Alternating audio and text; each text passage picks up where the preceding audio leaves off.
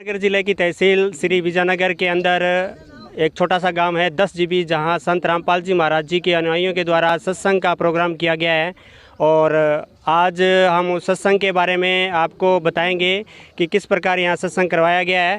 तो चलिए आज हम चलते हैं आपको सत्संग का विवरण बताने के लिए। अब हम सत्संग के जहाँ सत्संग हो रही है वहाँ पर आ चुके हैं।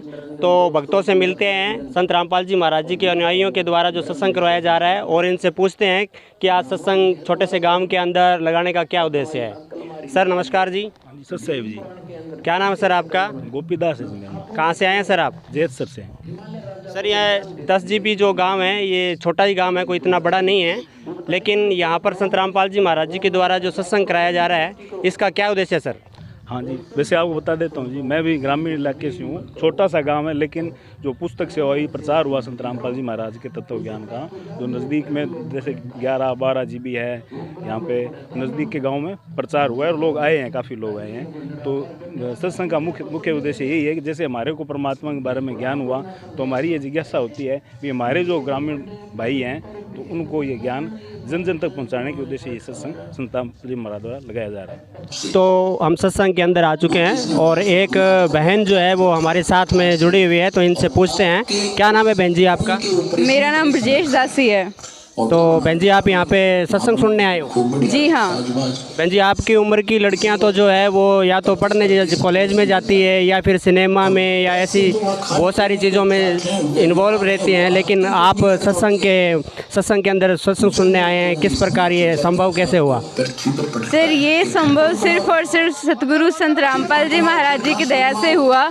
पहले हम भी इन्हीं चीज़ों में इन्वॉल्व थे, मतलब जैसे सिनेमा देखना या फिर कॉलेज जाना, लेकिन जब परमात्मा ने ज्ञान दिया हमें, उनका सत्संग सुना, तो हमें ये पता लगा कि हम तो पढ़े लिखे अनपढ़ थे, परमात्मा ने इतना अनमोल ज्ञान दे रखा है। वो जब समझ में आया तो ऐसे लगा कि मतलब परमात्मा कहाँ छुपा था ये ज्ञान।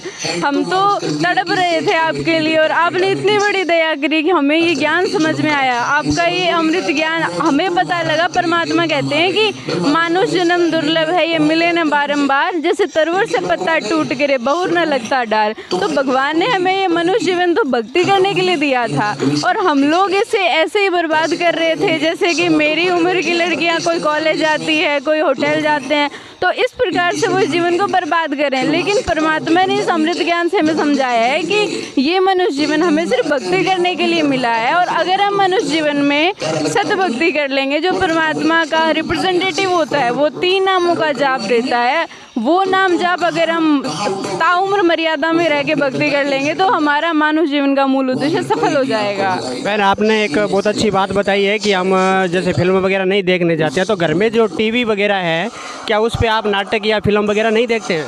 नहीं जी, बिल्कुल भी नहीं। हम हमारी टीवी पर सिर्फ और सिर्फ सतगुरु संत रामपाल जी महाराज जी का सत्संग देखते हैं। चलिए बहुत अच्छी बात है बहन जी, आपने हमारे को समय दिया, इसके लिए आपका बहुत बहुत धन्यवाद।